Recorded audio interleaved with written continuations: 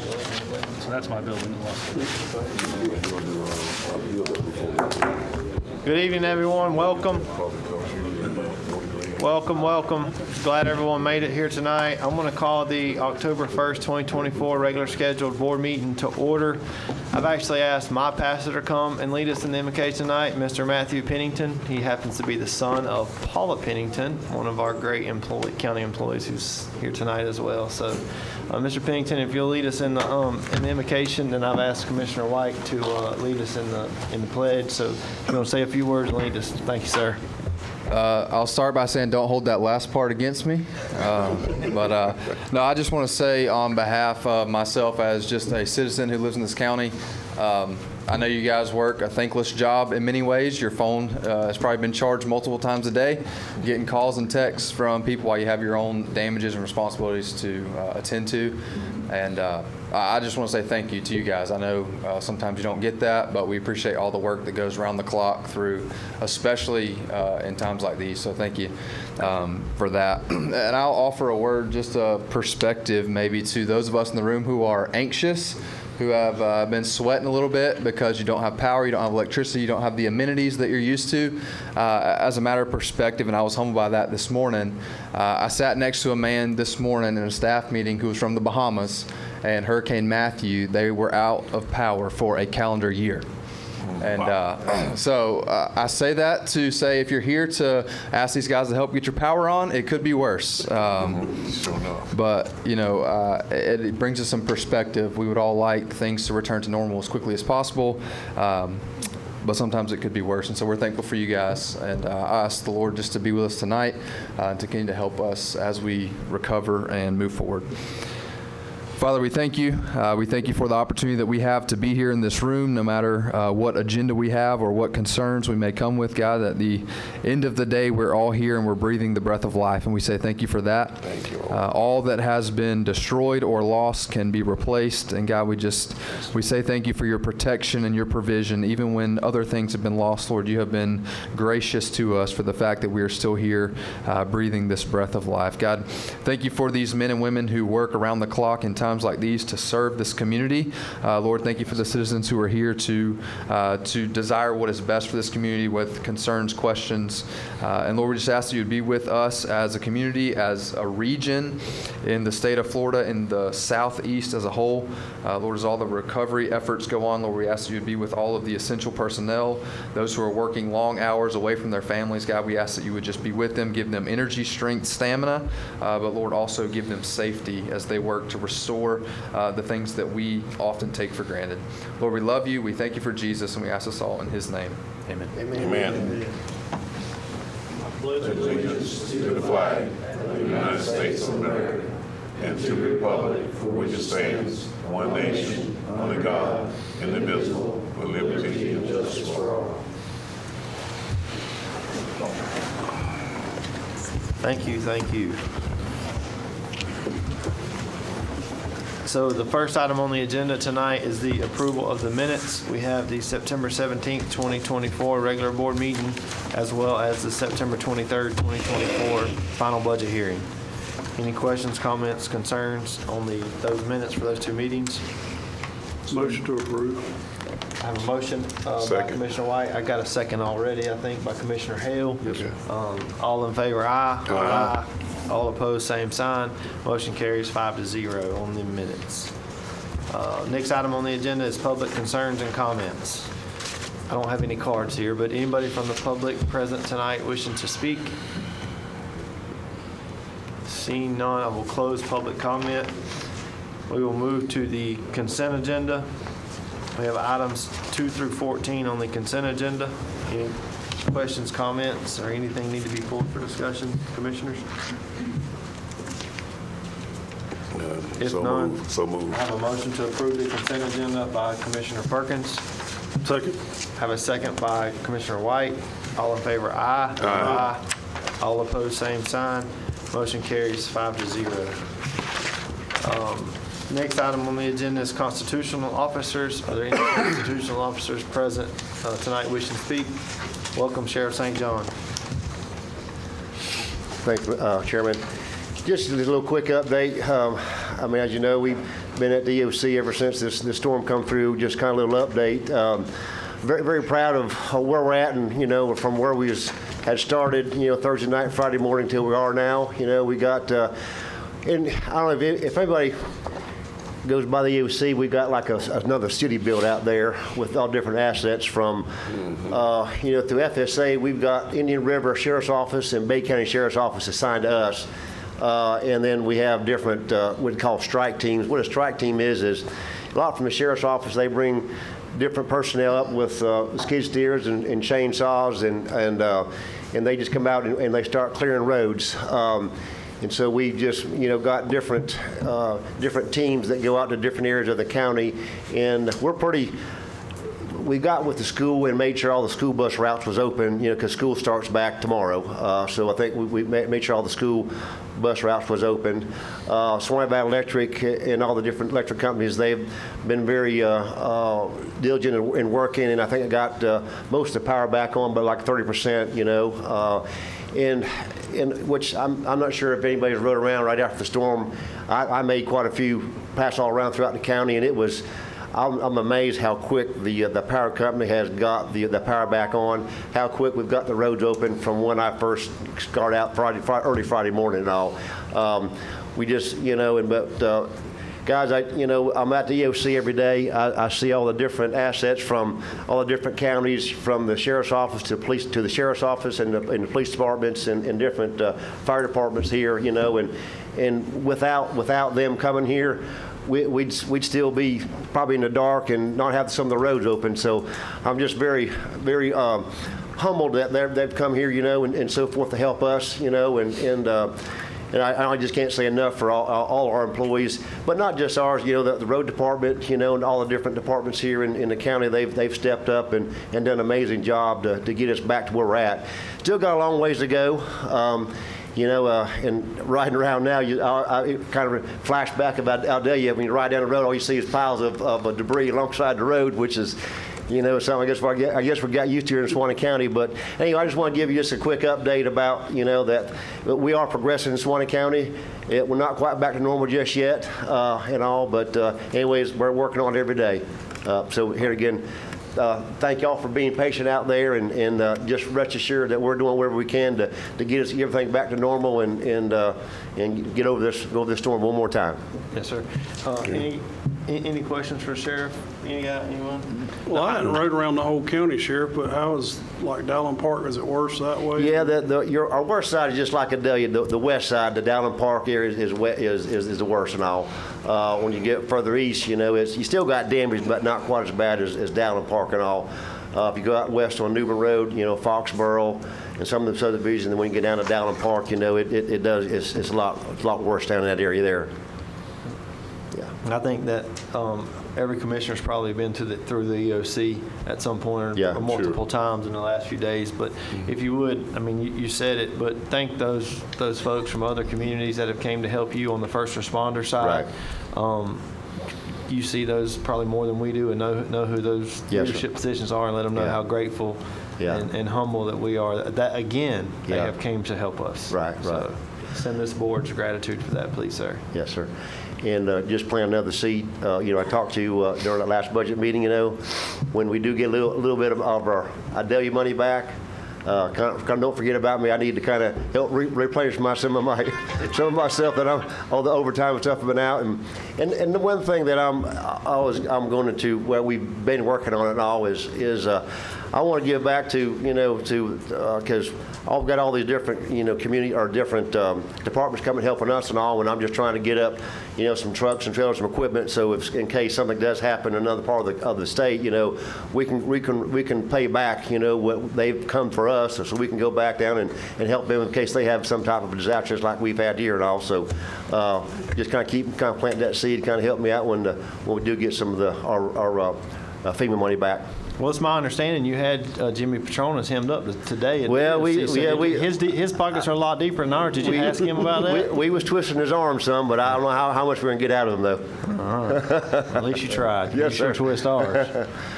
But we got some other officials coming, so we're going to hit them up, too. So, but maybe we can get something working for us. All right. Thanks, Sheriff. Thank y'all. We appreciate you. Thank you. For the update. Any other constitutional officers present wishing to speak? Seeing none, we'll move to the next agenda item, and that's staff items. Are there any staff present tonight wishing to speak? Mr. Chairman, I've asked some of the staff to come and just give reports so they can give an idea of what's happening in different departments so you can get it firsthand. Okay, is it win, lose, or draw, or are they going to do paper, rock, scissors? Who's coming first? Ms. Saff, welcome.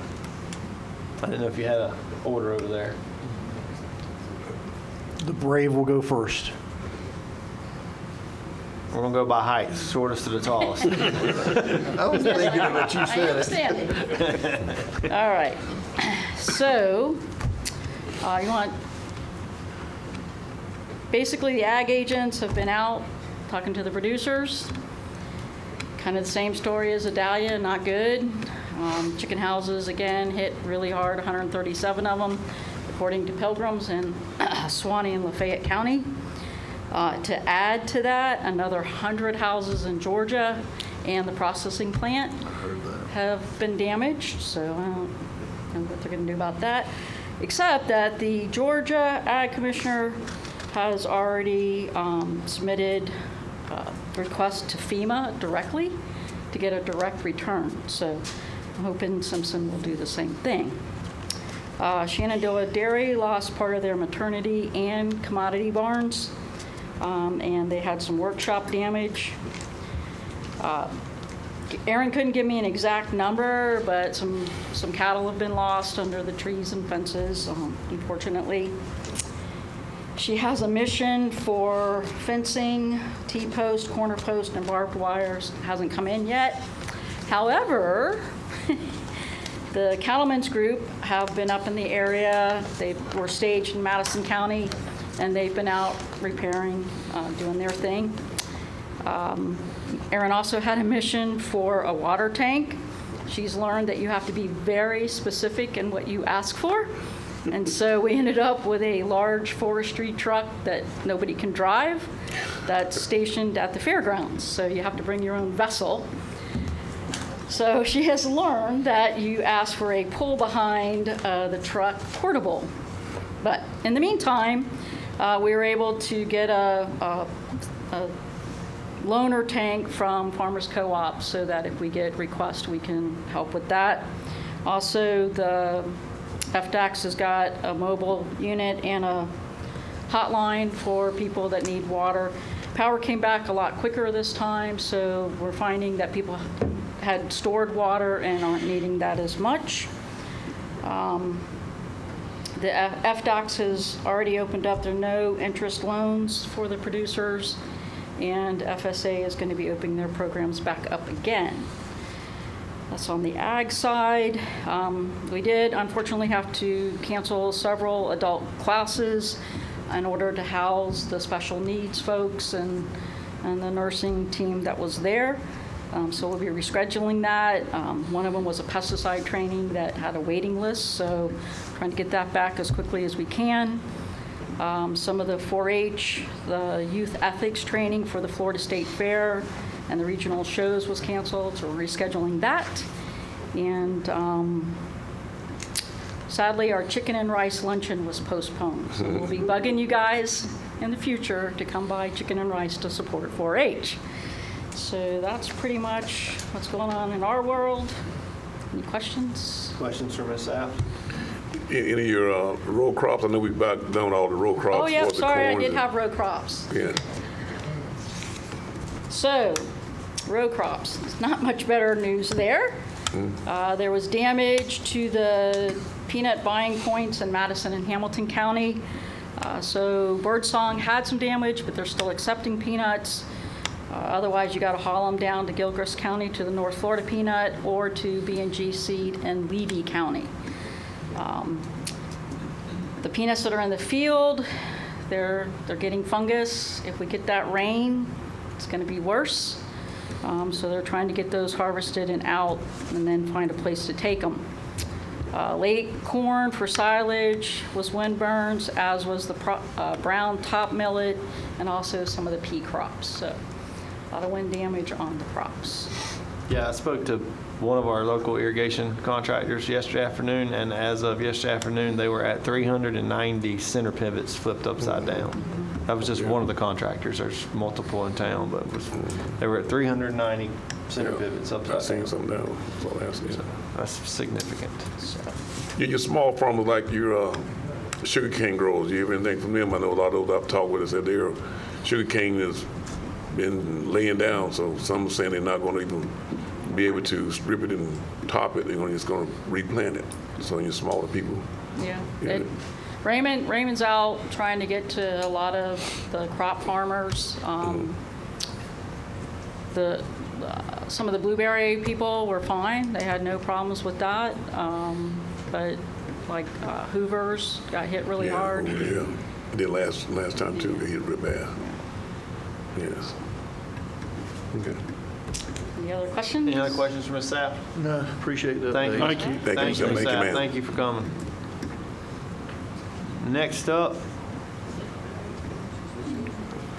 I think Dennis has acknowledged that he's shorter than you.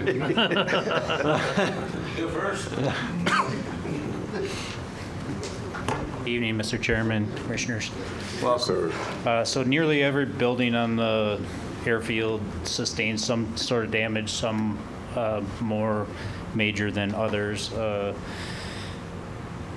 lot of sheet metal damage. The biggest thing was we had one of our T hangers that had the doors ripped off. So it was a NT hanger. I'm working with our aircraft maintenance guy to get it reinstalled. He's already got one door reinstalled, and we're going to work. He had another situation that came up, but we just got to work to get that last door installed. All areas. The other thing that had been damaged is the rear window on our truck got busted out. I even put that thing in a position where it wasn't supposed to get damaged, but so.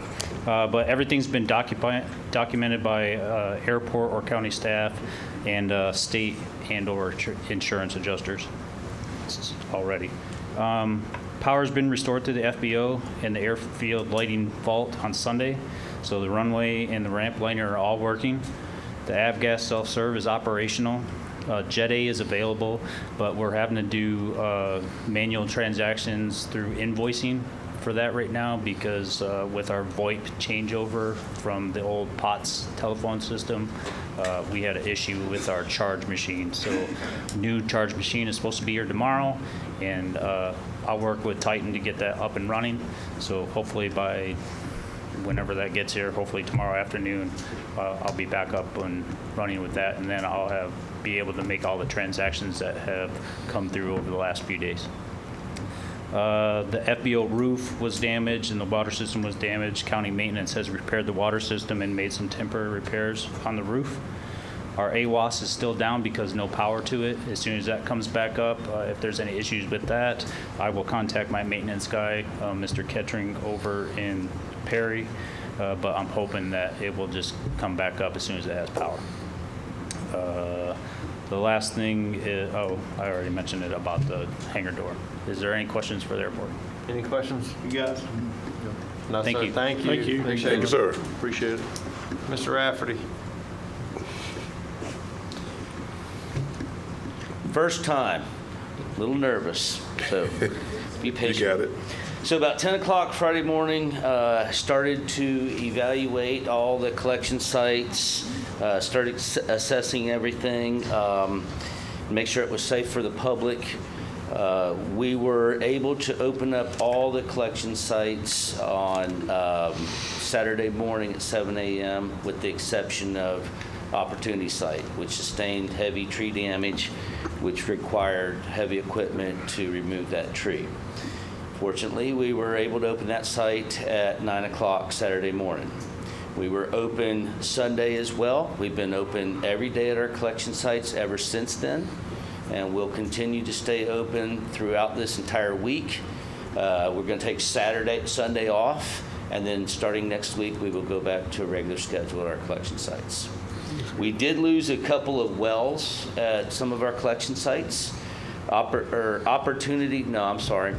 Humphrey's collection site, a tree fell on the well. We just had a crew in there today removing that tree. We've got a local company that I believe they're now trying to fix that well, along with spray fill. As far as collection sites, that's all we really sustained in damage, other than trees and minor fence damage. The landfill, we had significant damage to our hazmat building. The bay doors collapsed. They need repair. I believe we're working on a claim with the insurance company for that, or FEMA. Let's see. We did lose a couple of the fiberglass lighting panels on our transfer station that blew out, but we were still able to operate full capacity. We did have a company, Ultimate Waste Solutions, wanted to come in, bring in approximately 8 trucks with anywhere from 4 to 8 loads per truck. After further discussion with them, found out that this garbage that they wanted to bring in was from Valdosta. And we are unable to process that much garbage, so I had put together an email for them, send that out, and deny them usage of our transfer station in order to save room for our all of our garbage. So the last 2 days, we have processed taken in and processed approximately 590 tons of garbage, which typically is what we do average a week. So our building's filling up, so we're working diligently trying to keep that garbage moving. So there are a couple other companies that are from out of town, and they're helping with the relief efforts at some of the pods. So we are taking that garbage. Any garbage that's produced in Suwannee County, we will be open to receive that. Unfortunately, we can't help communities from outside of Suwannee County. So I believe that's all I've got for you. Are there any questions? Speak about the construction debris that we cannot receive construction debris. Right, we're not set up for construction and demolition debris because we don't bury garbage anymore, and that has to be taken to Suwannee County or Suwannee landfill up on Boys Ranch Road. So that's not part of the garbage assessment, and we would be inundated with that material, and we're not capable of processing that type of material. So everybody's been instructed that it has to go there.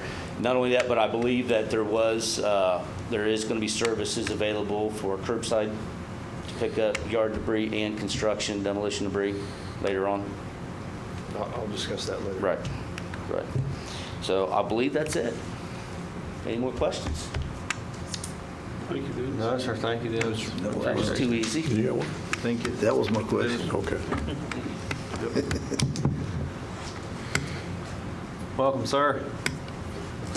Gentlemen, how are y'all tonight? Mr. Hinkle. Building department. Between myself, my 2 inspectors, and Mr. Crespo, we have pretty much surveyed a majority of the affected area, adding on to what the sheriff was saying about the west side of the county. A majority of the damage we are finding is roof and electrical service, just like with Adalia. So what we've been doing, the same process, just like with Adalia, with our contractors, we're allowing virtuals between the 3 inspectors.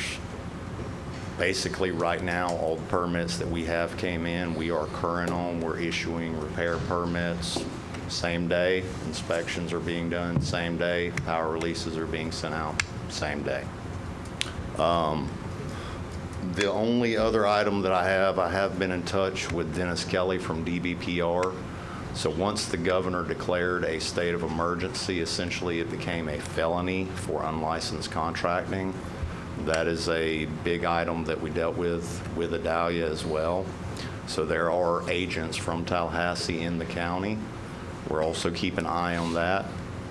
And we're actually putting together a PSA with a local radio station, the Big 98, basically educating the public on what to watch out for, where to go for those resources to find out if the individuals are licensed, as well as all of our contacts for the building department. I'm sure Mr. Scott, Mr. Meeks, Mr. Norris will probably elaborate more on that, just the process. But other than that, building department's going good. I've got good contractors in the county. Everything's going really good on the repair. Mr. Hinkle, or maybe Mr. Scott, is it, I know as we did last time, I don't think we've talked about this yet, but is there a way for us to waive the permit fees for permit? We've already done that. Okay. We did that for anything storm-related? Debbie also. Yep. We Yep. did. I just want to make sure that either, if we hadn't done it, that we are doing that, but historically, we've done that in the past for any type of permit that was a storm-related repair. Right. Not to charge. Do I get a refund for mine that I got right before the storm? No, sir. Right before it doesn't, Mr. Chairman. Yeah, yes, sir. Commissioner Perkins. Yes, sir. So that waiving the fees is that from the top of the meter can up? What? Or is that from the meter can totally on the service entry? 'Cause I know some was saying that from the meter can up. It's pretty much for the electrical service. That's going to be from service entrance all the way up if you have overhead or anything with your equipment that services the power going into your home. And that will be just for electrical repair for storm damage. So we have had some items today, individuals coming in wanting to do upgrades and stuff of that nature. This is only going to cover repairs for your service to restore the power to the home. And it's the same thing with the roof. If this is a repair for roof damage, that'll be basically the no fee that is being put out, but it's not going to be for a total new roof for the home. Somebody comes in, hey, I want to put a new, re-roof on my home. No, we have to keep it more specific, but, in working with administration and all, that's the best way we could get it out to the public, because the number one priority is getting the roofs dry and getting the power back on, get the service fixed, so when the power company has everything restored on their side, citizens are heated back up. Good deal. Hamilton County, I talked to Miss Sarah today, so they were kind of inundated with permits over there, and their inspectors. He's on the water with trying to get electrical power restored back on. I know y'all have brotherhood. Y'all reaching out with them over there, help them out any? Yes, sir. I will reach out to Mr. Kettering tomorrow. I have noticed, there was quite a bit of damage, and I know the city of Live Oak is also kind of constricted with their new, single building official. I have reached out to them if they do need assistance, because I have more personnel. Obviously, we're going to, take care of our county items first, but any assistance that I can be to Hamilton or the city of Live Oak, that's no problem. Any other questions for Mr. Hinkle? Thank you, Mr. Hinkle. Thank you. Appreciate you. appreciate the update. Thank you, sir. Who's the next tallest in line?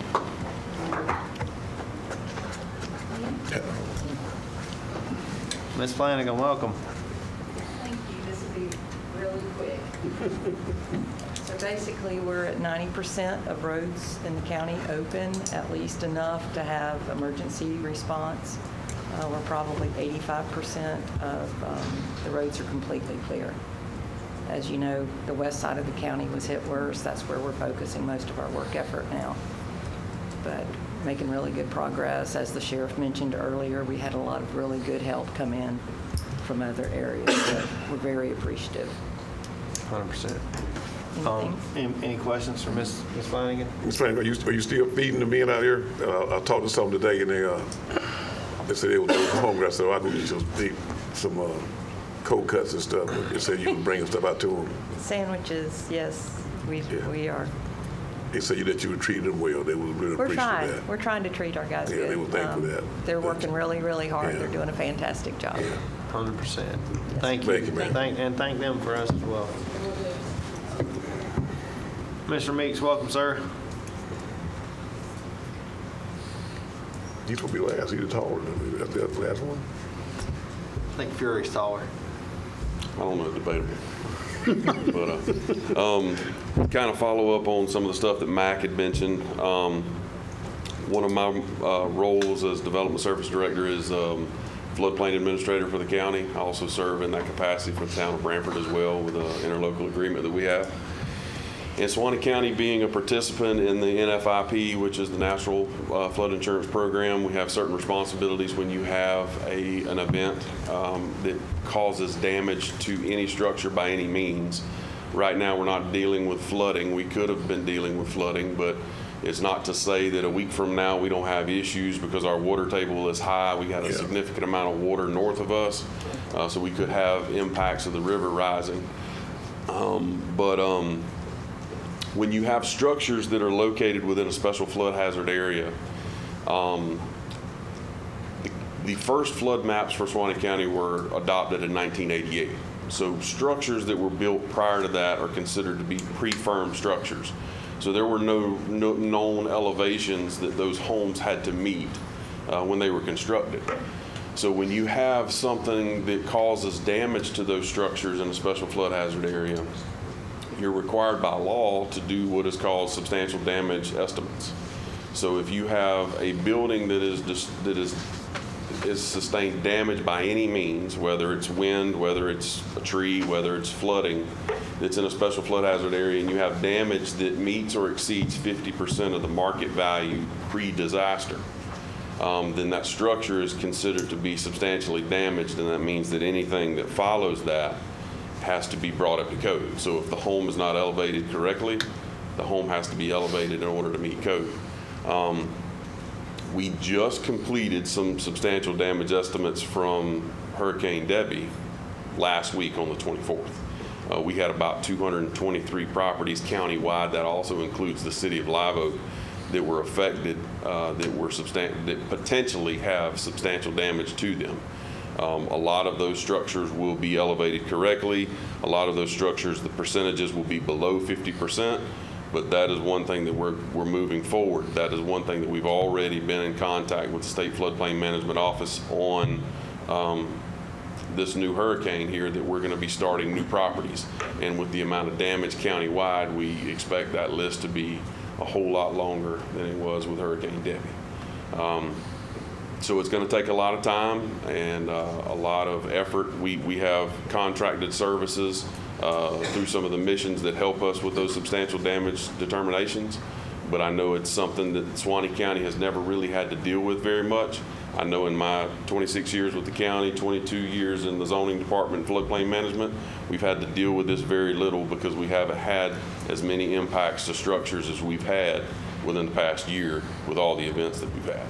So it is significant countywide. It is something that we will be assessing, and it is a property by property determination. And you guys know our county is almost bordered by a river all the way around it.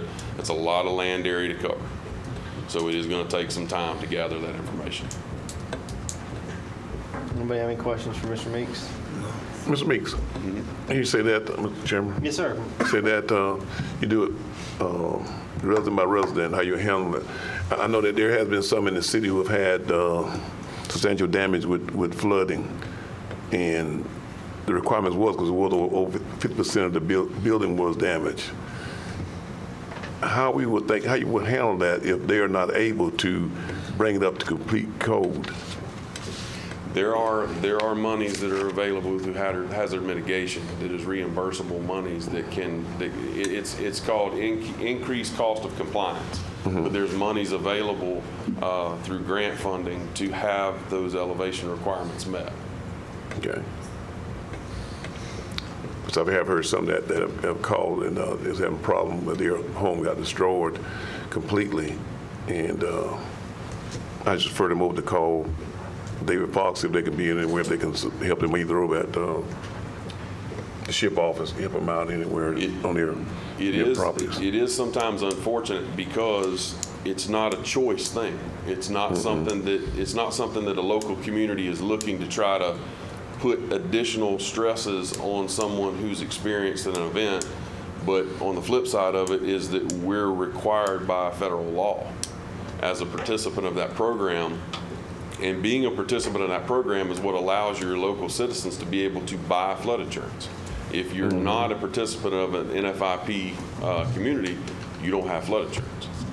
So it's really one of those things. They're not going to continue to dump money in structures that are what they consider to be repetitive losses. That, you know, what does it help if you just fix something back the way it was for it to turn around and get damaged again? The thought is that if that structure didn't meet its elevation requirements, then it should be reasonably safe from flooding if it does meet its elevation requirements. Because in reality, you live in the state of Florida, everybody's in a flood zone. It's your level of risk. I mean, some people look at a flood map and say, well, my property's located in a zone X, I'm high and dry. That doesn't matter. There's a guy off of 137 that had 10 foot of water in his house and he's in the zone X. Wow. So, you know what I mean? That doesn't mean anything. So there's a lot of factors that play into that. A lot of it is stormwater drainage. Some of it is natural topography. We all know that water is going to find the low spots. And when that fills up, it's going to find its next low spot. It doesn't matter if that's a mile away. It then creates a creek or a river, and it flows to that. And that's, you know, unfortunately what a lot of people have found. And right now we have a high water table. You do have an element that properties can be affected by water in more ways than just conventional flooding. So, but there are monies available through hazard mitigation grants that can help people elevate their structures and be able to help kind of soften some of that. I know you're saying, I know that the management district, water management district has sent out a graph of the water that we was blue all over the county, and some spots was dark blue for the water table. And we got water in. That was pre-Helena. So now that we're taking on water, like you said, that young man had 10 feet of water in his house, he was in that zone X. How did that affect the floodplain now? Would that 100-year floodplain, are that going to be revised, or how we would handle that? It doesn't automatically happen like that. You have a period of time where they do what they refer to as map modernization. So you as a local community, like this guy's property that we're aware of. So he actually came to our office and was looking, because he actually built the house that he lives in probably maybe a year and a half ago. And so he went through everything that he thought he needed to do. We do zoning compliance, we do floodplain compliance as far as issuing the permits. Everything on the maps shown that he was in a zone X. So we have that event. He has as much water as he had. So then he's looking for answers. Like, what did he miss? What did someone miss that maybe could have been told to him that he could have avoided what he done? And in reality, there were no flood zones that showed. But when you actually look at a larger, like a 30,000 foot view of everything, you start looking from a mile away and you start seeing elevation start to change. And you find out that where he actually built his house was probably the lowest point within an area of about a mile around him. So the natural flow of the water is going to be to that spot. You know, so when you have situations like that, that's when we work with FEMA and they do the map modernization stuff. Those are areas where they can go in and actually study that and model that a little bit better. And if that means that flood panel map changes, then that's what happens. You know, but as far as what is labeled as our flood zones, they're pretty accurate for the most part. Where you see flood zones cross roads, when we're at flood stage, that is actually where the water crosses the roads. We do have, you know, other issues, and there might not be as widely known as because you have lands that are cleared, and as much as they get cleared, someone may have always known that area is a wooded area, and it might have held water previously. But now that it's cleared and is being developed, those areas might be identified as flood zones. And sometimes you have natural features like wetlands that play a part in that. And in those wetlands, they naturally have soil types and vegetation that like water. So they end up creating flood zone issues in areas that might not be identified as flood zones. I know that FHA, not FHA, but Farmers Home, rule of thumb is to be a foot above road. Generally, foot above to keep from flooding. But Columbia County asking now that you build 2 foot above the road, or you have to get an engineer to engineer that it's safe to build. Is that something that would help Well, here? there's a lot of differences behind that. Like the county, we don't, you know, where you regulate is if you're in a floodplain, you're required to elevate 1 foot above your 100-year floodplain. If you're not in a floodplain, then your requirement is that finished floor has got to be 24 inches above your highest adjacent grade. All right? It's not in relation to the road, because we've actually had several instances that if you were basing elevation off of a road, you might have a 40, 50 acre field and somebody have an actual 10, 15 foot change in elevation to their nearest road. So you actually have a house that's in a zone X that you're telling them you got to elevate 10 foot above, you know, the road. And that really doesn't make sense when properties that are in flood zone areas might not even have to be elevated that high.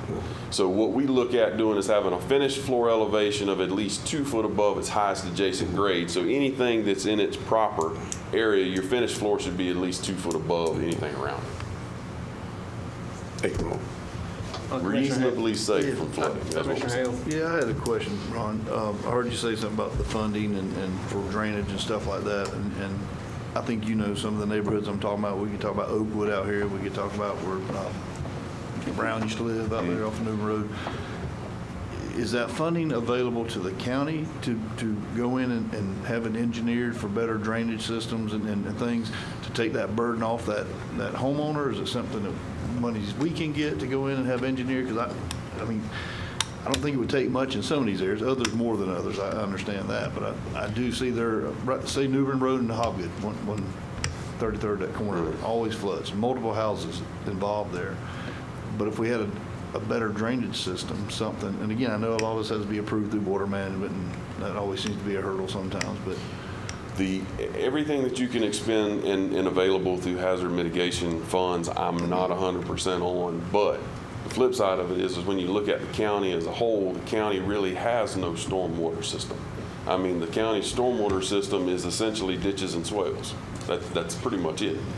So in a lot of these areas where you look at issues with water, like the Oakwood Forest area, the area that's behind or in front of where the health department is, those areas are flood zones.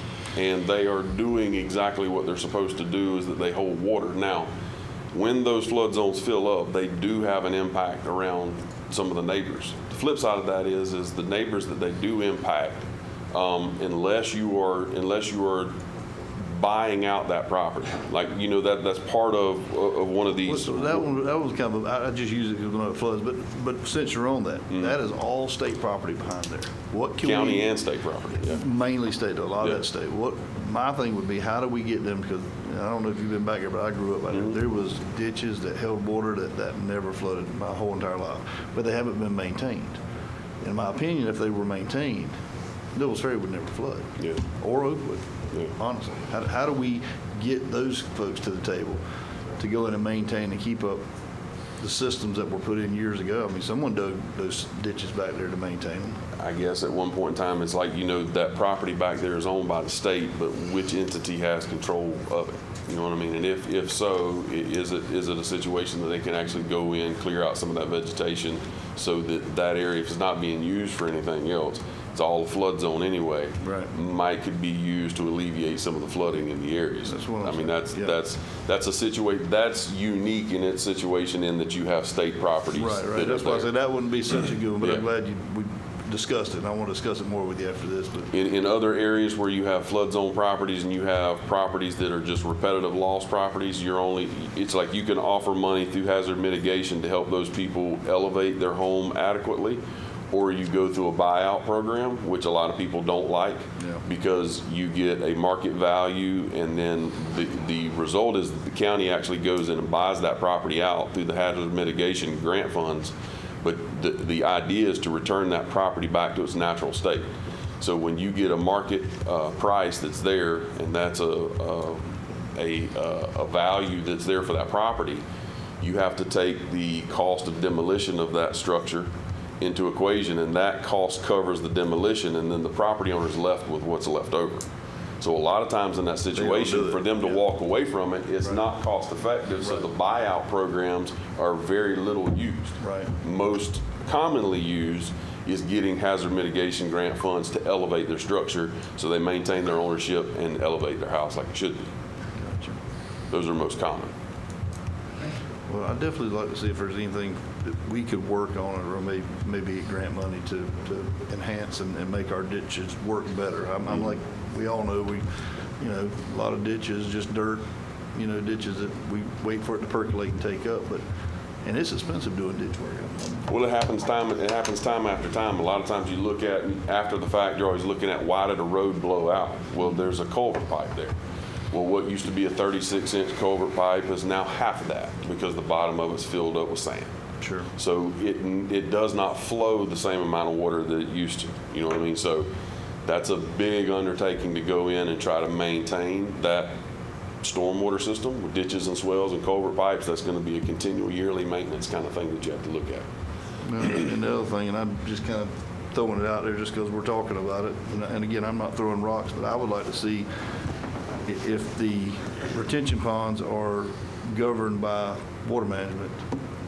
I know those things do not get regular service maintenance done to them like they should, and again, maybe it's on the business owner to do it or the subdivision to do it or whoever, but I think if a lot of those were maintained on a normal basis, again, you wouldn't have flooding like we see and things of the issues of that big of an issue, should I say. I think with what the rain we got, we still would have had issues, but not that significant is what I'm trying to say. So, Yeah, there's multiple stormwater ponds that exist in subdivisions that have been approved, and I think had unintended consequences of displacing water elsewhere that it didn't previously go. Right. And that may be one of those areas as well. Gotcha. All right, we can talk about it more, but it was on my mind. So thank y'all for allowing me to ask some questions. Yes, sir. Yeah. Appreciate Anything it, else guys. for Mr. Meeks? Thank you, Mr. Thank you, Meeks. sir.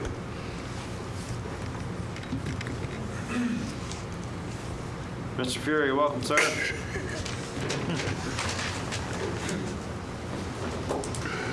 I wasn't sure if you said by weight or by height, so I just let Jimmy go last. Assuming weight. Yeah. And Ron go first? No. So yeah, just we 20 out of 25 of our parks, obviously on day one they were all closed. We got about 12 open now, and every day we're working to get those open. 17 of our 19 staff were out Friday morning first thing, worked through the weekend, and now they're back to a regular work schedule as far as this week. But they're working every day with our vendors and with other county staff. I do want to say, I know Brenda and Jimmy and Dennis, John let us use not a backhoe, a bush hog the other day. And but anyway, all the county departments have been interacting together and cooperating and helping each other out. So just want to mention that Team Suwannee, again, successful. The Coliseum is a shelter, as you know. American Red Cross is in there. We had about 50 people. I think we're down to 31. I think we have a couple more families that now they're coming in still. They try to tough it out at home with no AC, and they're like, I can't do it anymore, so they're coming. Only down to 2 dogs now. That's good. We're trying to work with them to get them, obviously, compassion and meet the needs of the citizens as a shelter, but we do have some community events going, coming in there. I think they're rescheduling the DOT summit. It was supposed to be next week, so they'll be reaching out with a new date there. We've got a Chamber Business of the Year event in there, so as we get closer, we may shuffle around to a different facility that is a little smaller so we can still have some of these planned events. I did have an idea about recouping some of that overtime money the sheriff was wanting. I mean, he's on our basketball courts and our football field and the Douglas Center, so we can send him an invoice for some rent too. So, but no, they are utilizing the park over there very well, and of course it's no problem. But yeah, our facilities are taking a hit. Last count, or so far count, is over 300 trees that we've had down in the park, uprooted. That's not counting leaners and hangers and all that kind of stuff that we got to get down safety-wise. The people, we try to lock them down, but you can get in the parks, you can hop a fence and pretty much get in. They're walking, they're still trying to play pickleball, they still want to use the park. So we're getting them clear, but 300 trees so far. I think $150,000 probably in structural damages, shade structures over the bleachers in Brantford and in Live Oak. Batting cages took a hit and got blown down. So, yeah, six-figure, tree removal bills between the city and the county. So, anyway, it's bad. It's worse than Idalia, I'd say. But springs are still closed. Wendell was out on the river with the team yesterday, and we got some trees in the spring run actually down at Little River. We're trying to work with the EOC and some other conservation groups to get in there and get some money to maybe help get those out at their expense, and then and get them back open. So that's kind of where we're at. But yeah, it's a big hit. So it's a process. It's frustrating. The guys have a good attitude so far, but starting to wear on them. So we're getting there. Thank you. Anybody any questions for Mr. Fury? Yes, we could salvage that wood, maybe sell some firewood for the wintertime. That's right. That'd be a good side business for somebody. Private individual. Thank you, Mr. Fury. Thanks. And Mr. Norris, last but not least. Say the best for last.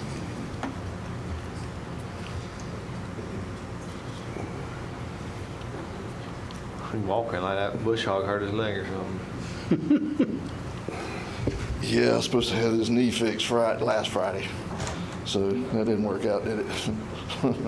I told you I'd fix it for you. Yeah, right now I'll take whatever you can offer. Yeah, it's been interesting, as everybody has said, and a lot of the stuff does overlap. But just like on our side, as you know, the marketing that we're doing, economic development and tourism, when these events happen, we have to literally go in and stop all that, because a lot of folks don't understand. There's paid advertisement being done each and every day for Suwannee County. So all that was cut off on 9/25, and we will not re-engage in that until we get a little better idea of, everybody's back, power, roads are clean, springs, rivers, whatever. So it may be a couple weeks, it could be a month. We'll see what happens, and then we'll go from there.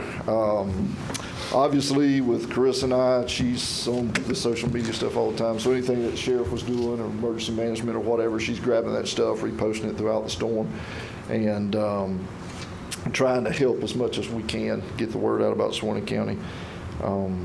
Also, we were working closely with Mac. I know he had to cut out because he had his daughter, but he and Robin were out in the field immediately, and they were, helping us collect data on businesses that are open. Commerce always wants a list of anybody that's opened or closed, and they want to know the reason why, if it's power or if it's structural damage or whatever that looks like.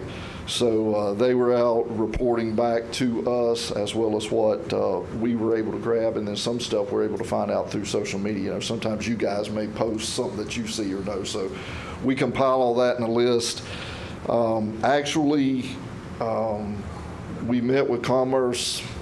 They came Sunday, and we met with them several hours to go through the list, to talk about all the businesses and that kind of thing. And it was a good meeting. We were able to talk about some other things too, affecting Suwannee County. But I want to thank them, because Robin was able to grab a lot of drone footage while they were out there. And I know Ms. Carolyn mentioned talking about the poultry houses, that's a real big deal. So we've got damage, but we got a lot of shots of the poultry damage too. So Commerce is already trying to work back to Ag and see if there's something they can try to help with. It's kind of tricky, because we're having to kind of coordinate with Pilgrims as well. And so anything that we're getting image of, we've got to get permission just to be sure everything's kosher. And we're doing that, and we're working along with Adam and everybody. So, but I did speak with them today, and they're back up at 100% operating out there. They were 50 yesterday, was their first day, 50%. Right now they have birds to process, but moving forward, there's some real concern, because as she mentioned, up in Georgia, it got hit as well. And I know last time, I think they brought some stuff from Georgia back down here to process. Well, now it could be a big deal. There's a lot of employees out there, 1,500 people at that facility. So we're kind of concerned about that. But I do want to thank, again, Mac and Robin for really helping us with a lot of that stuff, and Carissa as well. Also, Bender Holtz, their best estimate right now is about $500,000 worth of damage to the plant.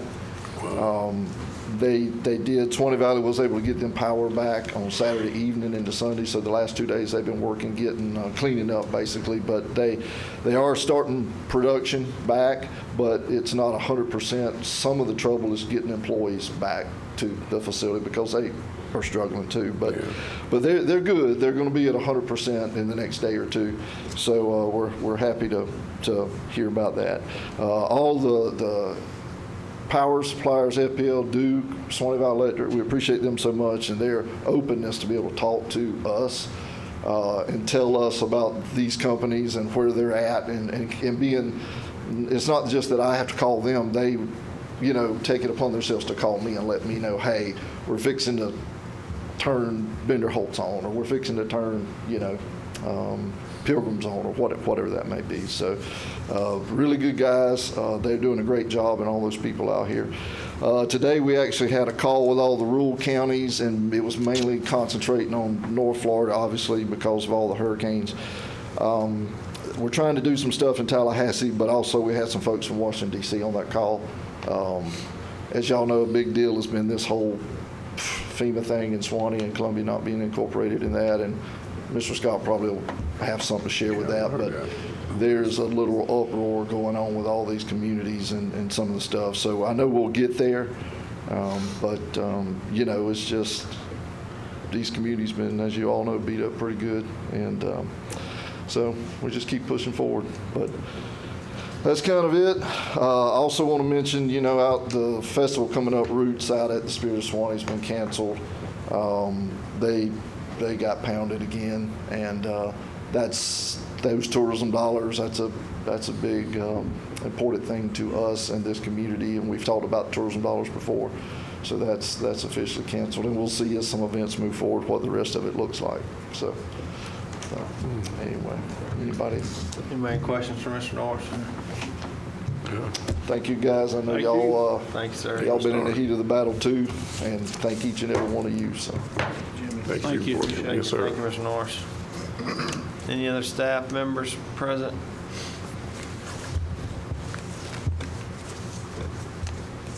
Seeing none, we'll move along.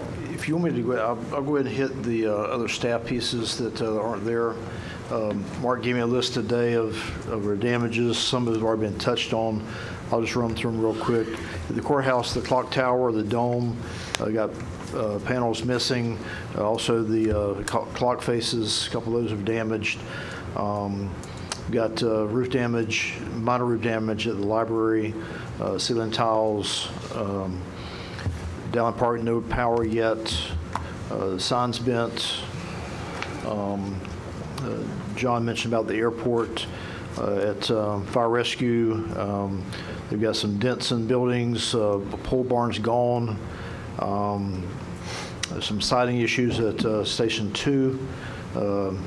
Also roof damage at Falmouth, and also some ceiling damage at the Lurville Station.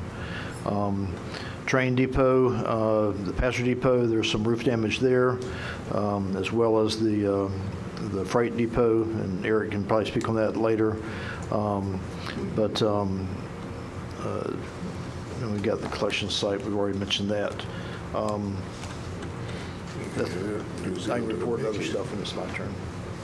Okay. Any questions in regards to those matters, guys, or you want to wait and come back to that under count? Good. All right. Good. Any other staff, Mr. Scott? I've got my normal stuff. Yeah, we'll come back to you, I think. Commissioner items are next. Any commissioners have any items they want to bring to the board's attention? I got one. Okay. Had somebody come to me wanting to know about on the rescue efforts on the river. If there's some way we could come up with, put some 911 addressing on the river to where when they are on the river, they could tell what address is there. It's a little bit hard for them to tell what house they're at. When the 911, river trying to get to the, they can't see where they're at. coming in from the backside or some Yes, that way would be we a- could implement. Those would be something. private property owners. Yeah. Your problem's going to be, Yeah. if I may, Mr. Chairman, I'm sorry. Sure. Just the intuitive issue is, I think it's a Yeah. good idea, but those are going to be private property Yeah. owners, and there'd have to be some kind of maintained, reaching out to them, asking permission, and I think it's worthy and worth following up on. Yeah. But every place you're going to want to put a marker, you're going to have to get an okay from that private property owner to post it there. Unless we had river miles or something like that, a different system in place, but we can explore that They're idea. trying to find a particular address. It's hard for them to see what house they're at On the river, from they the don't- river. They can't When correlate. it's the street posted on the address. front, I understand. Yeah. But if you had river miles on the river, at least they'd know maybe, but that's a mile down the road, Yeah. down the river, so. Just Maybe thought, you bring it may, up. That's not a bad idea. Maybe you can get with Ms. Payne and Mr. Scott and Mr. Morrison and try to figure that out. Any other commissioner items? Mr. Chairman, Yes, sir, Commissioner Perkins. just one thing. The quarterback club has been using the property right next to the old cafeteria here for the school. And they give me a invoice for $125 for the ad. But there was a contract that was done back then when Commissioner Fleming was there that they agreed to. I think Mandy came and speak to it. That was agreed upon that they would use that property for parking for the purchase of a sign for the Board of County Commissioners. But they give it to me saying that we owed $125 that each one of us had to pay to take care of the $125. Well, I didn't know at the time until I did some research through Mandy and through Mr. Fleming, and he told me that's the deal was that they used the property, the parking lot, exchange for a advertisement. Yeah. Mhm. So what I'm getting at is that we need to do a contract or negotiate back with them about to the same effect. Because I think we're doing that every year, doing a contract with them every year for the parking, for the sign, for the advertisement. Well, I'm glad you brought that to our attention. I would be okay, that's been going on since Mr. Fleming was on the board. I'd be okay with renewing that agreement, and myself, but they get to park there and exchange, the Board of County Commissioners gets an ad. There's an ad in their book now for the Board of County Commissioners. They have our ad in there. I think Mandy gave them a picture of our updated picture of us in there. I would be in support of doing that again unless you want to pay the $125 on our behalf. No, I'm gonna go talk to them about this parking. Get this parking stuff straight out. So with help of Mandy, I'll just help us out, and if we have to get Mr. Adam help us out as well, but we're gonna just do a contract with them to renew it. I So think we we can- got consensus Okay. from the board. Mandy, if you can have them reach out to me. Thank you. We got consensus from the board, Commissioner Perkins. Thanks for bringing Yes, that sir. to our attention. Yes, sir. I And thought what- Randy was going to come up and explain that. Oh, okay. I don't think Mandy wanted Just one other thing is that is something along the lines of what Commissioner Hill was saying. About doing preventive measures to be able to combat some of the problem we have with doing these storms. So they're being so regular now, and they may continue. We look at about 4 out there now, and a couple maybe look at our direction. But anyway, I know that with the ground is saturated we have now, it's hard to know where to put water. But I wonder if we had somewhere, like some of these roads are putting in culverts underneath the road that we can have access to get piping or something to tunnel that water through somewhere else to help to relieve the pressure off some of our major some of our roads in these communities. No, I think you're hitting on a good thing there. That's a great idea, and Commissioner Hale kind of alluded to it too. But maybe you guys could talk to Mr. Meeks or maybe one of our engineers that we have contracts, with in place to maybe do some type of light type study to see, hey, what would help this particular subdivision or that particular one that are, like you said, that are habitual flooders or whatever. Yeah, because a lot of the roads being blocked.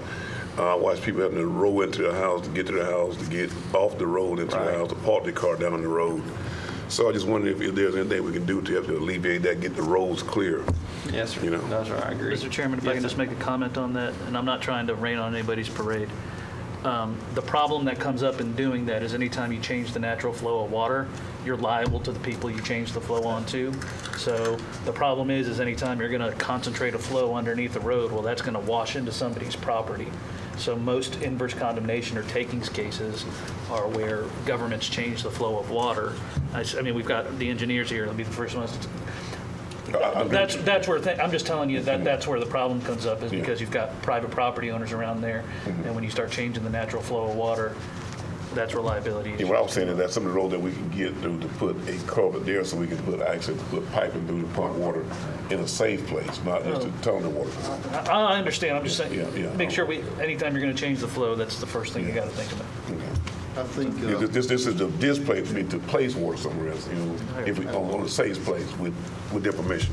I think to speak to that, this is a problematic area that wasn't my district, now it's becoming in his district with us rezoning. But our issue is we have county roads that go underwater, multiple county roads in one subdivision, one area.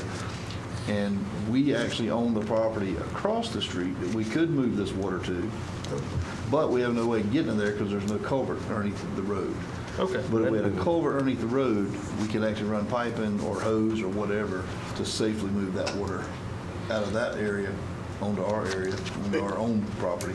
Or our own ditches that may not impede, across the road or something like that. There's areas that one side of the road floods and the other doesn't, but we can't get the water over there to that side of the road safely without shutting down a road or something like that. So that's some of the things I agree with we need to look at and talk about. Commissioner Hill, Mr. Chairman, I think we was going to get some outside help that was volunteer to put some piping together for us to get that water over to that well, it's a well over there for that particular area.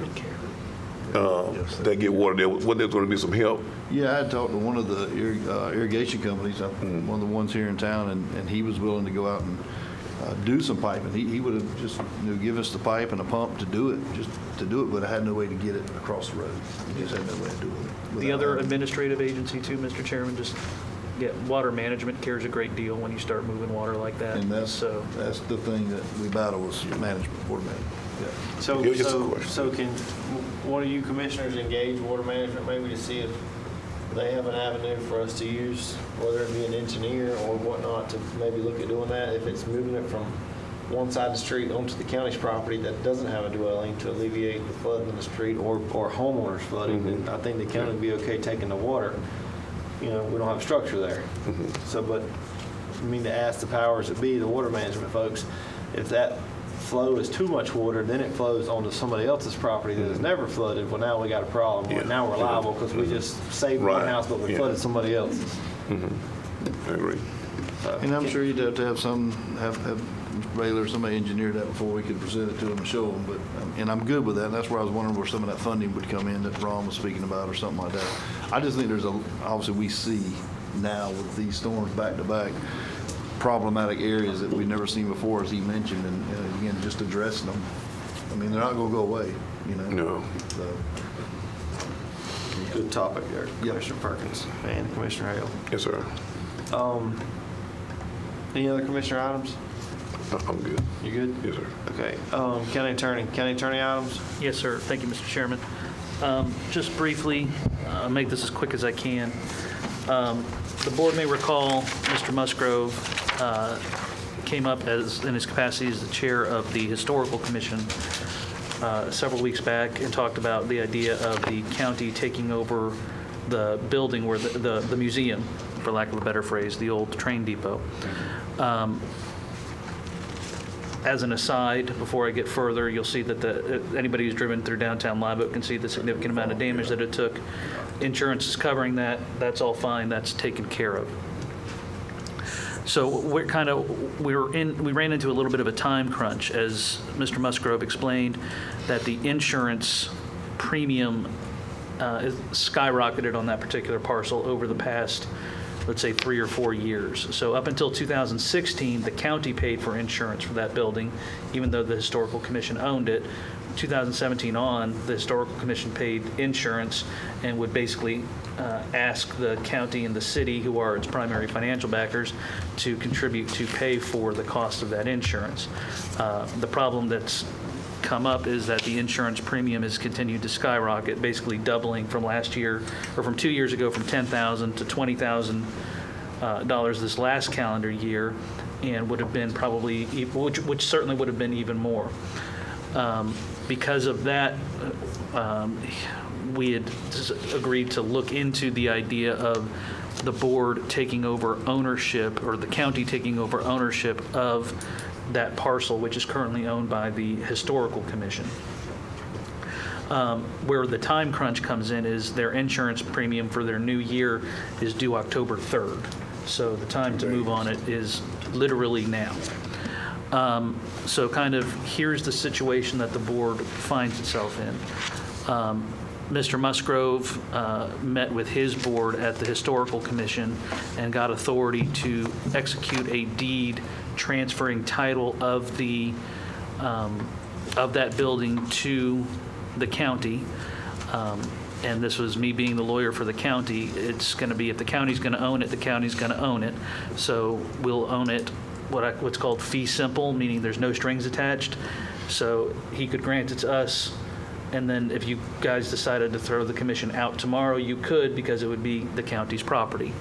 However, what that would do is by transferring title to the county, we can put it under, because we have so many buildings and we're also covered under, we're piggybacking with the League of Cities for our insurance carriers.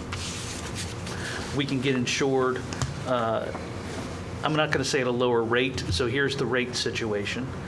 So back when it was being handled by the county, Mr. Harris, back when he was the county administrator, the insurance value on that building was, the replacement value was at $968,000. And it was at that rate, that replacement value rate, that it was continued to come up to the most recent year before last premium of $20,659. Realistically, now if it comes under our policy, if the board does decide to take this particular parcel, our insurance agent, who's the same insurance carrier for both the Historical Commission as well as the county, Mr. Harbord, puts the real replacement value at $2.5 million for actually replacing that value.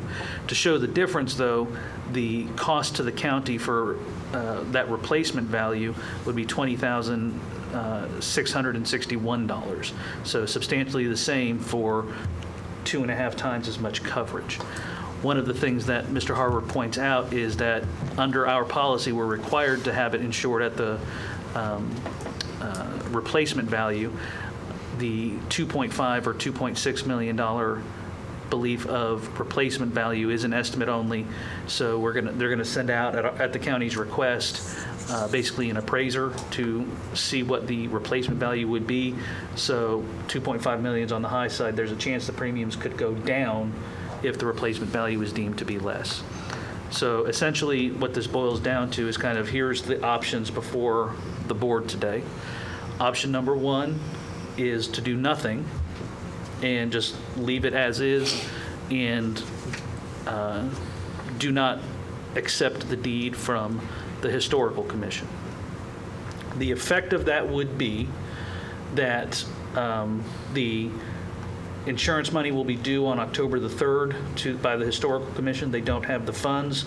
At the next meeting, they will be here asking for emergency funds to pay for that insurance premium. And then the board can do with that what it will, and that insurance premium will likely be, now it'll be set out over 4 different payments, substantially more than the $20,000 for the annual premium, and that only would cover $900,000 replacement value. Option 2 is the board authorizes me to accept the deed. Mr. Musgrove has already executed the deed. I've got it here, but in order for any conveyance to be effective, it has to be accepted. So we haven't accepted it yet. That would be what you guys authorize us to do. If you authorize us to accept it, it would go under our insurance, and the building would then become property of the county. As an aside as to what would happen, what would kind of the next steps would be is to enter into an additional, basically we're going to need to revisit the interlocal agreement which created the Historical Commission. That was created back in 1980 before I was born. So, and the rates haven't changed since then as to what everybody's contribution would be. So basically, to readdress that, sit down with the city and the commission and figure out, we're going to own the building. We don't want to own the artifacts. We want that to remain with the commission. So figuring out the operating agreement. The intent ultimately here would be to have the historical commission operate somewhat similarly to the way Parks and Rec does, which is a jointly funded department with its own responsibilities in terms of how it handles that building. That would be the goal. And ultimately a sit down in a contract drafting / renegotiating the interlocal agreement would have to happen between us and the city, as well as the commission, and figuring all that out. None of that's done right now, so basically we'd be acting on faith if we accept the deed. The last option, if we just want to be done with this, I just wanted to put it on the table, is, it is an interlocal agreement which does form the commission. If we're worried about the financial impact of continuing to do this, or what would happen, because again, the insurance cost is high, that's not lost on anybody. We can always withdraw from the agreement. We have to give a year's notice. But then what ends up happening under the terms of that 1980 agreement, which I had to sit down and go through, we end up owning half of the building with the city. So either way, we're still going to end up being in a situation of owning the building, just now we're going to have a co-tenant. So kind of, that's the steps. I have no recommendation. I just want to put it up to the decision of the board, whatever you guys want to do. Mr. Musgrove is here in his capacity as chairman, if you guys have any questions for him.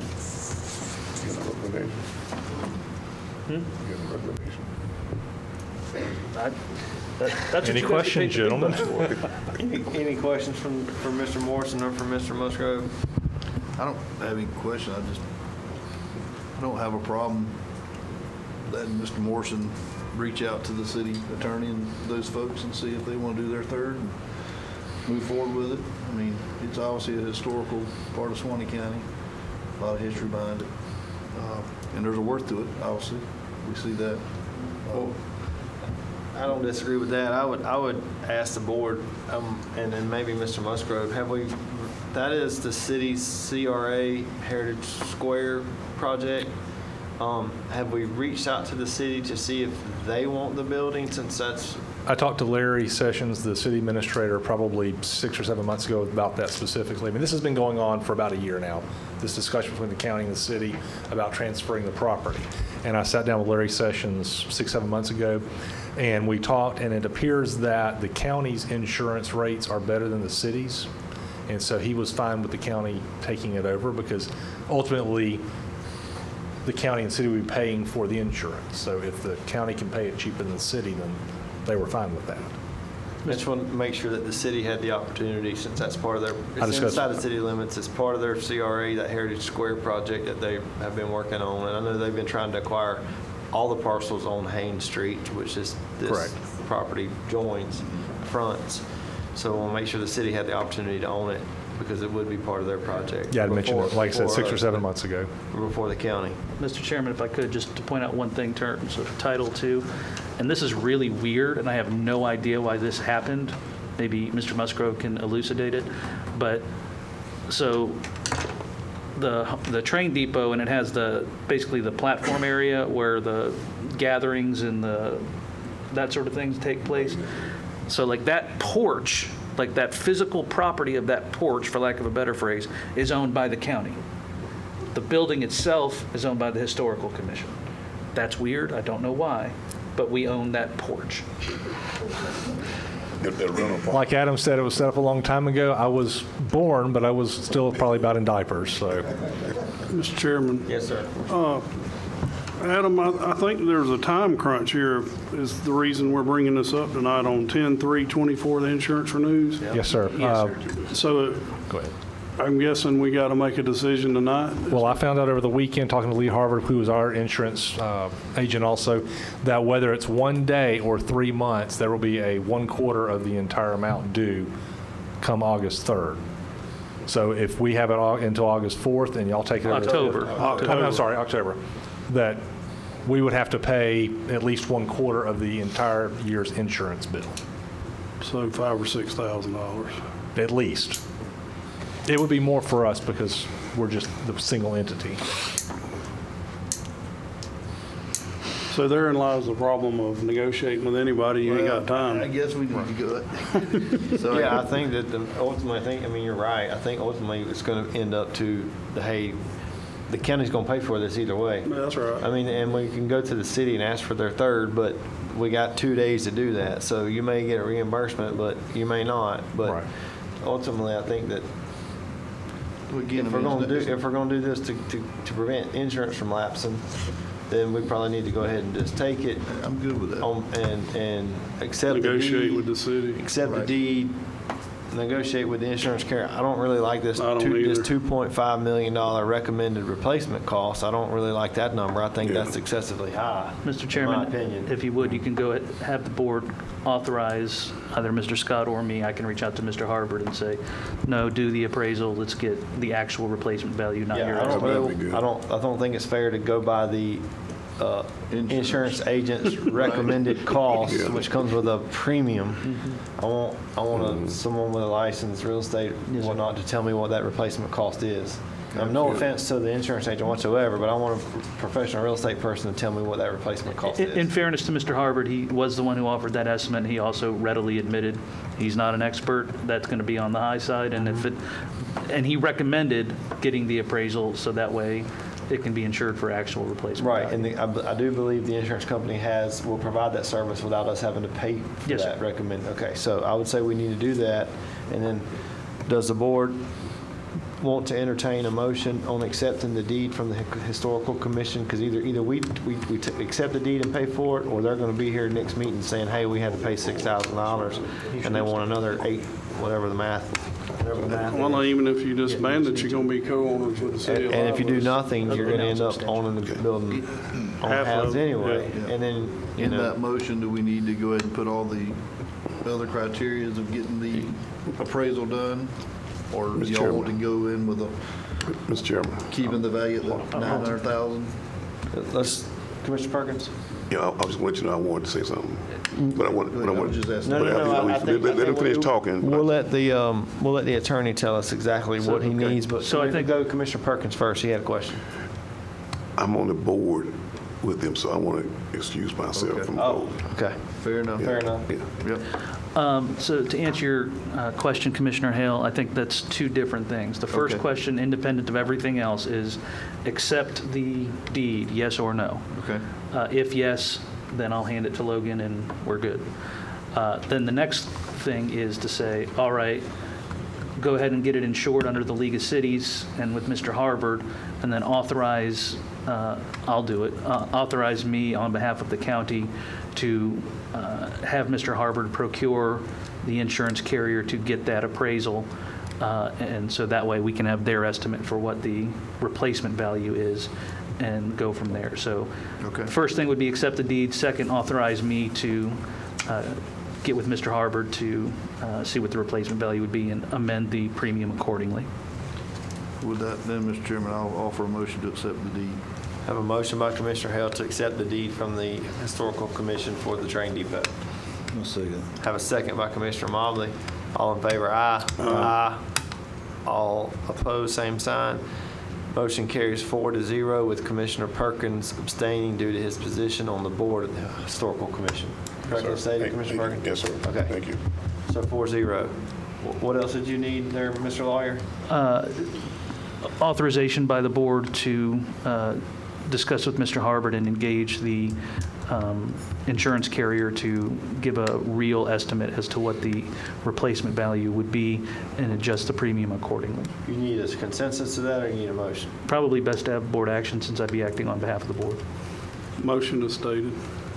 Have a second. Have a motion by Commissioner White to accept the attorney's recommendation on the insurance, real estate insurance, property insurance. Second by Commissioner Hale. All in favor, aye. Aye. All opposed, same sign. I abstain. Motion carries 4-0, again with Commissioner Perkins abstaining on the issue due to his position as a board member on the Historical Commission. So, And I guess, Mr. Chairman, last thing, are we want to authorize our attorney or Mr. Scott to reach out to the city Yeah, I would ask either one of those guys to get, or y'all to get together and then reach out to the city, see if they have any interest in ownership or whatnot as part of their project, if they'd like to have it. And I think the board would probably consider giving it to them and let them take care of it, but if not, then. Well, and quite frankly, Mr. Chairman, I don't need board action right now, but the intent now is going to be to try to, because again, this is a 40-some-odd-year-old interlocal agreement, which is quite outdated. Let's update this, especially now that the property situation has changed very dramatically from when this originally was drafted. The Historical Commission didn't own property when this was created, so it doesn't contemplate this situation. So we've got to fix it. Mr. Chairman, I was asking to make sure, see if they want to pay their third, you know what I mean? Yes, sir. See if they want to pay their third or own the property and pay all of it. Mr. Chairman, in the negotiating the interlocal agreement too, to me, there should be some, we've always seen these interlocal agreements that have flat numbers with no inflation rate. We got to build something in. Tied to a CPI, so you're tied to something. Yeah. Okay. So if we can get them to agree to that. Yes, sir. Anything else, Mr. Morrison, under your agenda item? No, if actually, Mr. Chairman, if I could, just to share one story real briefly, just to show how far the outreach is. I got a phone call today from the county attorney over in Leon County who knew that I was a one-man shop serving the county, and they were offering their services in this time of need. I just wanted to point that out and say, you know, the need for distress is known, and so that was just a nice phone call to receive. Very, very nice. And make sure they know we appreciate them as well, offering their services to help you. Anything else, Mr. Morrison? No, sir.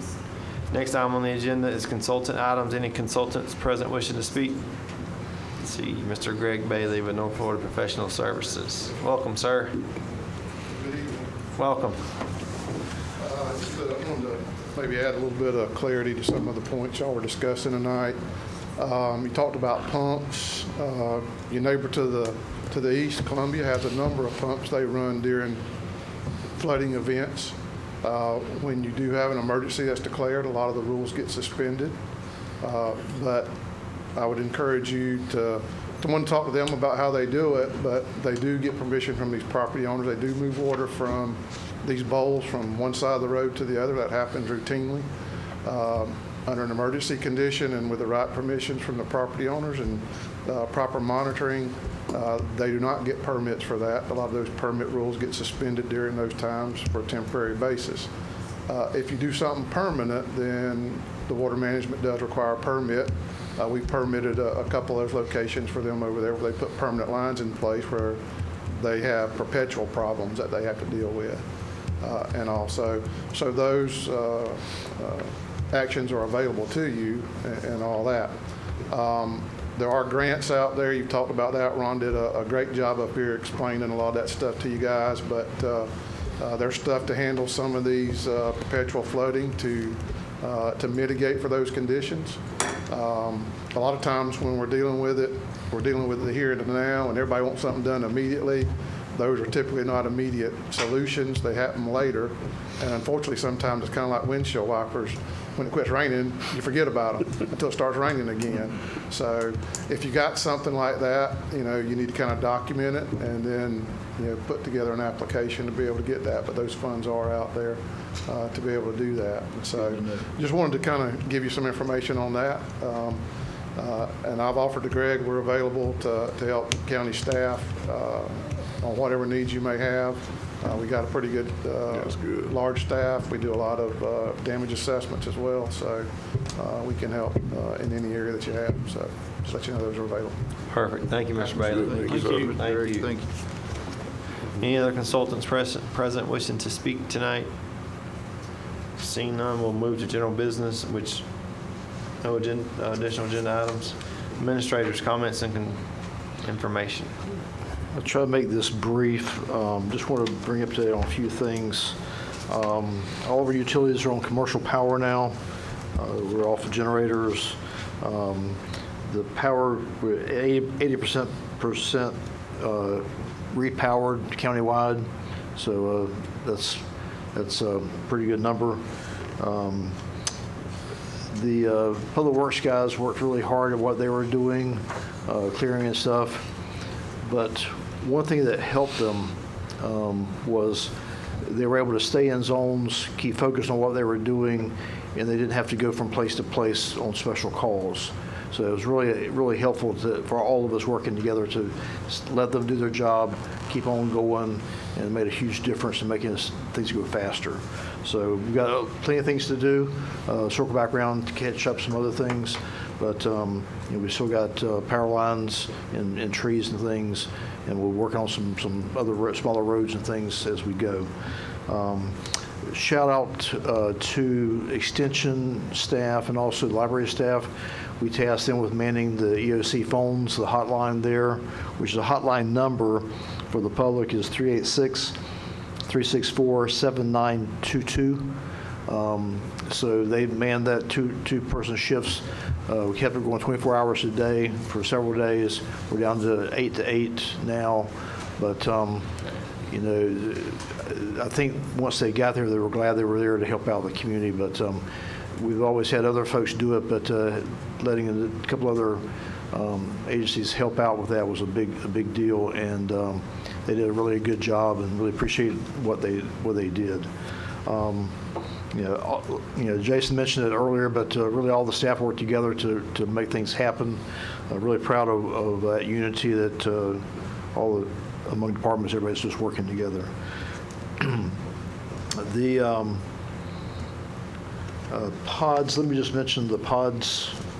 This is the point of distribution for the comfort stations, the Live Oak Mall, which is the old Winn-Dixie parking lot, Dowling Park Church of God, Wellborn Community Center, McAlpin Community Center, and also at Hatch Park in Branford. So just so you can pass it on to your citizens. We have done some flyers up from the collection sites. Mr. Hill had a great idea to distribute some of those so that people knew where to go to get some help.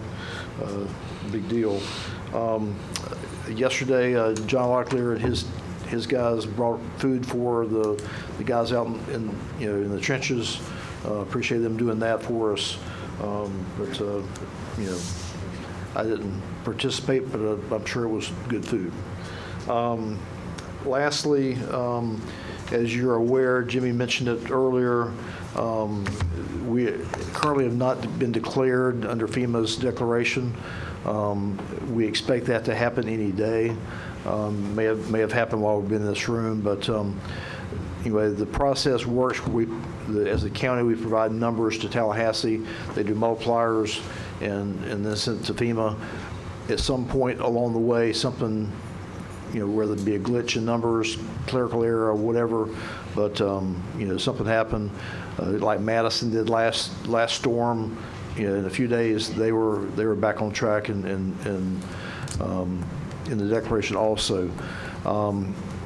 We got FEMA representatives here, ready to go whenever that happens. Full confidence that'll happen. Once that's done, we can then release information about debris.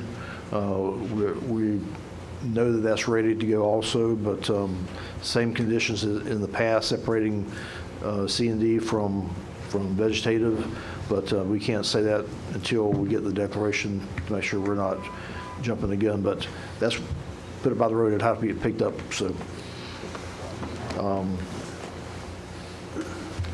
And that's all I've got, unless you got any questions. Mr. Chairman? Yes, sir, Commissioner White. On the pods, any idea when we're going to start slowing them down, or what the plan is on those? There's already, the sheriff, if he's here, he can speak to that, but my understanding is they're already having a plan in place to deactivate.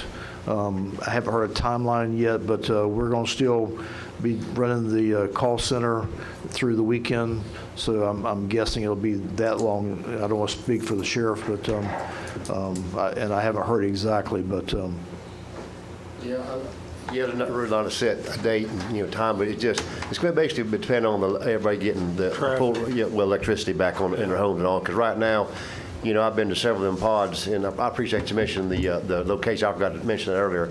But I've been out there, you know, I've rotated through all of them and all, and the citizens are really, really appreciative of that, you know. They're able to get water and ice and MRBs and tarps and so forth. So they'll be there, you know, probably until, you know, everybody gets electricity and all, you know, and that shouldn't be, I'd like Greg was saying, probably around this weekend or first of the weekend, we should probably demobilizing them and all. But right now, and, you know, plus not only that, they have, you know, the showers and bathrooms and laundry and all, and it's just been a very big help for the citizens and all. And every time I go there, they're very appreciative of that. So as long as we can keep them there, as long as the need's there, we're gonna leave them there, you know, for them, because it's been a very, very, very good help for the community. Well, it ain't that I wanted to shut them down. I just wanted to. Oh, yeah, no, I understand that. Kind of when they were going to be there. Yeah, I would say like Greg, probably the end of this weekend or the first of the week, we'll probably demobilize them.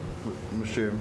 Yes, sir. And me and Mr. Gregg has spoke about this. Even though folks get their power back on, some of them homes are not still livable. You know, That's true, yeah. They can just go back, so they That's still true. they need these resources. Yes, you sir, know? yeah. So just keep that in mind. yes, sir. That's good thought there. Yes, sir. Thank you. Thank you. Thanks, Sheriff. Thank you. Last thing I just wanted to mention too is the bids are open right now. We got the fence repair that's due the 25th of this month. Also, the sinkhole repair on 169th is due this month also. Roadside litter pickup, we're going to circle back to that and the process of that. We're getting close to that. As soon as we get Brenda out of the EOC, she's been there for a week, solid, working. Appreciate the job she's done. You know, other staff has helped out too, but she's carried the lion's share of the efforts. Unless you got any other questions, that's all I've got. Any other questions, Mr. Scott? Yeah, one. Go ahead. So we need to tell them to hold off on putting construction debris by the road for now.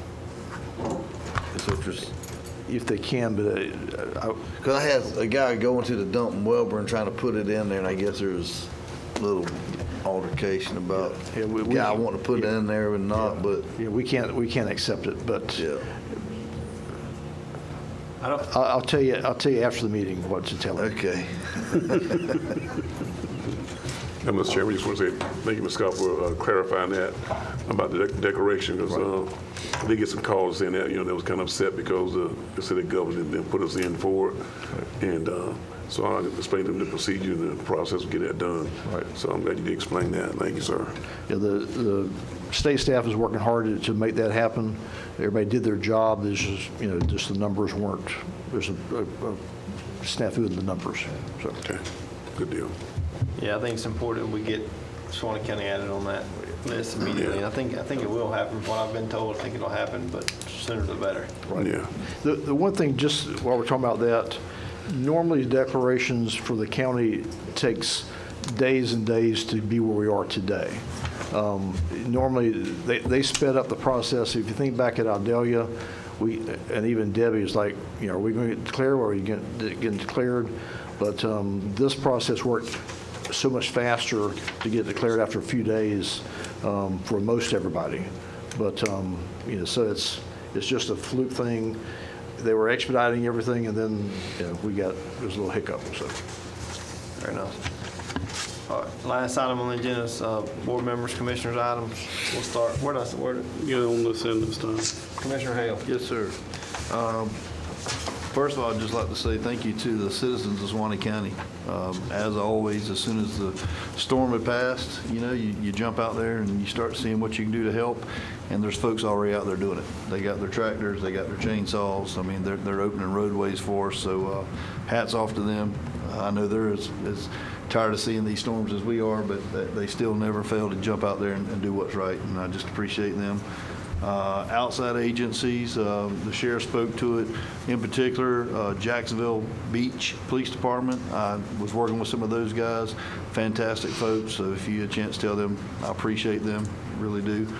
All of our county departments and staff, I know you guys are tired of this as well, but you get up and you don't complain, and you just show up and do your job, and that means a lot, and I appreciate that. All these utility crews that are hired to come in and support, you know, all of our FPL, Duke, and Suwannee Valley partners, I appreciate them. And, you know, I think Commissioner Land said at one time, maybe the last storm we had, those folks have families and their obligations as well, but they're here helping us out, and I want to recognize that. And what we were just talking about, the state of emergency and the FEMA funds, thank you to Corey Simon. I know he's working hard, and Ms. Diane Schultz and others, and I just appreciate and want to recognize them as well. And, that's it, guys. Appreciate you guys always stepping up and coming together, Team Suwannee. So thank you. Commissioner White. Along the same lines, thanks to everybody. Appreciate all the county staff, all the outside agencies. Also, just neighbors helping neighbors. I spent the last 3 days down in Steenhatchee because we had some damage down in that area, and that's a pretty bleak deal to see people's houses just ruined. Nothing. They don't have anything. So thanks to everybody for what you do. Appreciate everybody helping everybody. And man, it just makes you proud to see people get out and help other people and not charge them. So thanks to everybody. Amen. Commissioner Perkins. I say thanks to everybody. Like everyone else, I do echo the same. Thanks to everyone that helped, to help everybody out, come together. I like to think of storm doesn't come to defeat us, but storm come to make us stronger. And we're resilient, we bounce back. It's sad to see so many homes tore up, people being displaced and stuff. I told my grands, me and the grands stay at the house there, and we were out of power. Well, we had a generator, but out of internet, so them kids are. I have a 70-year-old and a 12-year-old. Yeah. Monopoly. That's what she had there, right? I brought you ready, but you're right. So, and they can't have their little gadgets and things, but they was okay, and we were able to have some comfort. We had food to eat and all those things there, but it comes to make us better. And I think to come together as a community, as a county. And I'm looking at those out the EOC building, being out there a couple of times, going out there, seeing Miss Brenda work and seeing how she was pulling things together with that on the maps. And it kind of, the other guy was there from wasn't Pasco, another county, seeing what she had done there. She was able to give him all the information she needed off that map she had generated there. And to see Chris Bowles and the young lady, how they pull people together and bring things together, it's just amazing. See how these things are, but it's great for that to be a part of Team Suwannee, to see how it's working. All our departments, how they work together. Thank you, Mandy, for all that you've been doing for us, and other ladies, Paul and all your other office. It helps us keep us afloat. I mean, it's just something. Being out with the crew out there in Fort Union, other areas, and I was talking with Rhea and Carmack, some other out there, and they was very grateful, and attitudes of people are just really good. Thank for the busy bee and all those people going out there, and I had to go and get some kids something to eat out there. No one was fussing, no one was fighting. We was all inconvenienced of all the same, but everybody got their food and everybody was happy. So just thankful for this, being able to serve with this board, serve with you guys, and just thank you. Amen. Thanks, everyone. Amen. Commissioner Mobley. Well, pretty much covered it all, but we appreciate the staff and everybody, and the prayers to everybody out there that's hurting right now. And appreciate everybody for coming. Yeah, you guys covered it all. To the employees, the staff, the road crew. I don't want to start naming departments, so we'll forget them. But like you said, Commissioner White, neighbors helping neighbors, just not charging and using their own equipment and fuel and farmers, man, whatnot. Those farmers. To just helping push roads and helping neighbors get in their driveway. That's really heartwarming to see. And all the other linemen and all the out-of-state plates that you see here that have, like you said, Commissioner Hale, have left their families to come help ours. So that's heartwarming. But as of, I'm going to read a list real quick just to give the public an idea of who all's here. It's hard for the public's not allowed inside the EOC area. There's security there, and there's reasons for that. But as of October the 1st, I'm going to read this list of names of outside agencies that are here due to Hurricane Helene to help us. That's Thomas and Howell Ferguson CPAs, the 254th Security Force Assistance Brigade with the Florida National Guard, the 753rd Road Brigade Engineer Battalion with the Florida National Guard, 8 Strike Force Teams, Air National Guard, the Army National Guard, Ashborough Atlantic Beach Police Department, Bay County Citizens Volunteers, Bay County Sheriff's Department, the City of Boca Incident Management Team, Cotton Crisis Support and Wellness Team, Disaster Incident Response Team, Florida State University, Duty Calls, FEMA, Florida Division of Emergency Management, Florida Division of Law Enforcement, Florida Highway Patrol, FPL, Garner, Indian River Marine Unit, Indian River Sheriff's Department, Jacksonville Beach Police Department, Jacksonville County Dispatchers, Jacksonville County Search and Rescue Logistics, Jacksonville Search and Rescue Dispatchers, Marion County Incident Management Team, Neptune Beach Police Department, Orange County Incident Management Team, Palm Beach County Incident Management Team, the Red Cross, Sheepdogs, Southwest Water District, West Palm Beach, St. Johns County Dispatchers, Stallion Starlink Technology, Sunbelt Rentals, Suwannee County CERT, Suwannee County Emergency Management, Suwannee County Public Works, Suwannee County Sheriff's Department, and the University of Florida Extension Agricultural. Lots of outside agencies. And there'll probably be more. This does not include Suwannee Valley Electric or any of their contractors. This is just folks helping emergency management in Suwannee County. So quite a list. I'm very grateful. I know this board is very grateful, and all of our citizens are very grateful for the amount of people that have came to help us. So y'all keep working. What doesn't kill us makes us stronger, right, That's Commissioner right. Perkins? Yes, sir. So, I mean, we're getting pretty good at this stuff. It's tiring, it's exhausting. I need the attorney to draw us up a form. I was out working with some of our crews and had one of those big front end loaders. And I was asking Marvin, I said, Marvin, just push that thing out of the way. Get over there and get, oh, no, I can't do that. I said, well, let me up in there and do it. He said, Mr. Commissioner, you're going to have to sign a release form before you can get in there. Marvin Gardner. But anyway. But I'm proud of those guys, like you say. We're very fortunate to have them all. 100%. We're proud of our community, neighbors helping neighbors, and let's keep doing it and show the rest of the country how Suwannee County gets it done. Yes, sir. Yep. Anything else? No, sir. All I need is a motion to adjourn. So moved. Have a motion by, I'll have to take a motion by Commissioner White, a second by Commissioner Perkins. All in favor, aye. Aye. Motion carries 5-0.